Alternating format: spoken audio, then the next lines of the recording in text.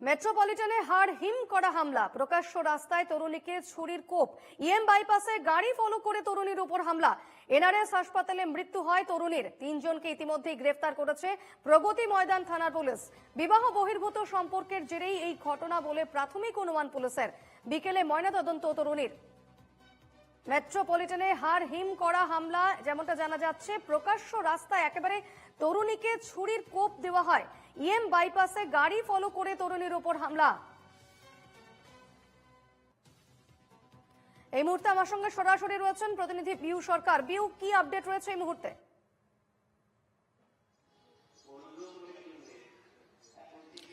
দেখো দীপর্ণা, আজকে ভোরবেলাতে যেটা জানা যাচ্ছে এই মুহূর্তে, আজকে ভোরবেলাতেই যে আক্রান্ত তরুণী সেই আজকে তার মৃত্যু হয়, এমনটা এনআরএস হাসপাতাল সূত্রে খবর।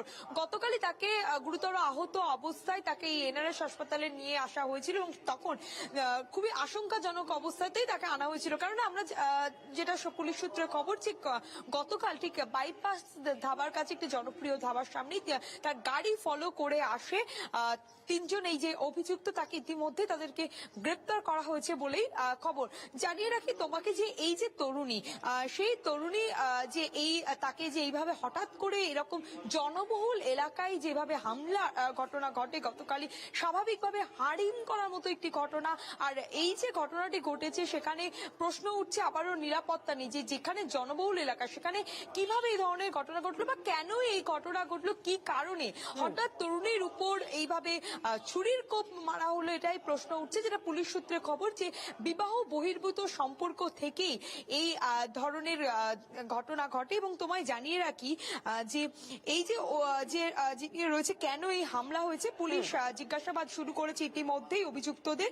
প্রাথমিকভাবে যতটা জানা যাচ্ছে তাতে বিবাহ বহির্ভূত সম্পর্কের কথাই উঠে আসছে। এবং সেক্ষেত্রে তরুণীর পরিবারের কি অভিযোগ রয়েছে, তারা কি জানাচ্ছেন এই বিষয়ে? যাদেরকে ইতিমধ্যেই গ্রেফতার করা হয়েছে অভিযুক্ত, তাদের কি তরুণীর পরিবার কোনোভাবে চেনে?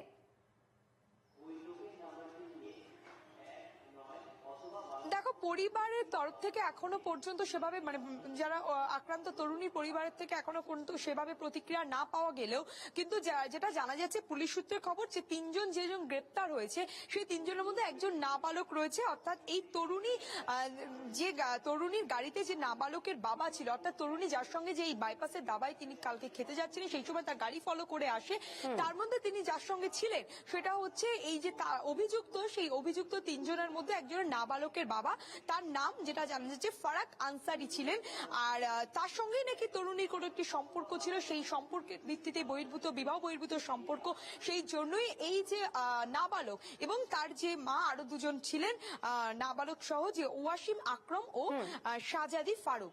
অর্থাৎ এই যে 3 জন ছিলেন যারা গাড়ি ফলো করে আসে এবং তরুণীকে যারা এই ধারালো অস্ত্র, ধারালো ছুরি দিয়ে যারা কোপ মারে, সেই 3 জন হচ্ছে এই তরুণীর সঙ্গে যিনি ছিলেন তারই হচ্ছে পুত্র এবং তার স্ত্রী বলেই সম্ভবত জানা যাচ্ছে। ফলে যেটা মনে করা হচ্ছে যে বিবাহ বহির্ভূত সম্পর্ক থেকে, অর্থাৎ আক্রোশ থেকে এই মারার চেষ্টা করা হয়েছিল, এমনটাই জানা যাচ্ছে। ফলে আজকে সকালবেলাতেই অতিরিক্ত তার রক্তপাত হওয়ায় ভোরবেলাতেই আজকে মারা যায় ওই তরুণী, এমনটাই হাসপাতাল সূত্রে খবর। দীপর্ণা, বেশ, এদিকে নজর রেখো। ধন্যবাদ বিউ।